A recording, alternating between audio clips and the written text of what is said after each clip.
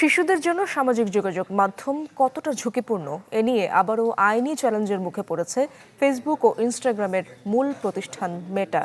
যুক্তরাষ্ট্রের ক্যালিফোর্নিয়ার একটি ফেডারেল আদালতে মঙ্গলবার শুরু হয়েছে এই বিচার।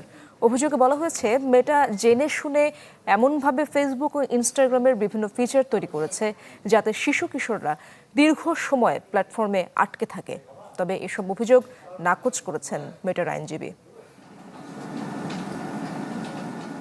একবার ফেসবুক বা ইনস্টাগ্রামে ঢুকলে কিভাবে 1-2 ঘন্টা কেটে যায় তা বোঝাই যায় না।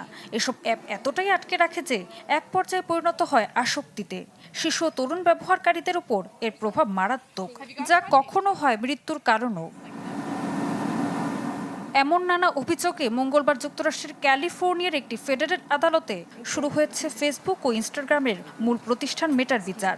ক্যালিফোর্নিয়া, কলোরাডো, কেন্টাকি ও নিউ জার্সি সহ 4টি অঙ্গরাজ্যে মেটার বিরুদ্ধে বিলিয়ন ডলার ক্ষতিপূরণ এবং প্রতিষ্ঠানটির প্ল্যাটফর্ম পরিচালনার পদ্ধতিতে মৌলিক পরিবর্তনের দাবি জানিয়েছেন আইনজীবীরা। অঙ্গরাজ্যগুলোর আইনজীবী বলেন, মেটা শিশুদের মস্তিষ্কের বিকাশ, স্বীকৃতির আকাঙ্ক্ষা এবং সামাজিক প্রতিক্রিয়ার প্রতি তাদের সংবেদনশীলতা সম্পর্কে জানত। এসব দুর্বলতাকে কাজে লাগিয়ে প্ল্যাটফর্মের নকশা করা হয়েছে বলেও অভিযোগ করেন তিনি।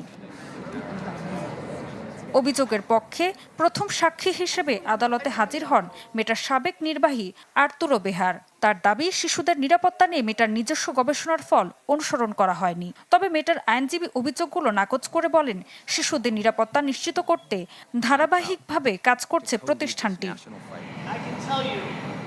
বিচার শুরুর দিন আদালতের বাইরে জড়ো হন শিশু নিরাপত্তা কর্মী ও ক্ষতিগ্রস্ত পরিবারের সদস্যরা। অনেক অভিভাবকের হাতে ছিল মৃত সন্তানের ছবি। তাদের দাবি, সামাজিক যোগাযোগ মাধ্যমের ক্ষতির সঙ্গে নিজেদের সন্তানের মৃত্যুর সম্পর্ক রয়েছে। বিচারটি প্রায় 6 সপ্তাহ চলতে পারে। মেটা জানিয়েছে, মামলায় হেরে গেলে ক্ষতিপূরণের পরিমাণ সর্বোচ্চ $1.4 ট্রিলিয়ন পর্যন্ত হতে পারে। অ্যাপের মৌলিক বেশ কিছু ফিচারেও আনতে হবে পরিবর্তন। ঋতু সাহা, চ্যানেল 24।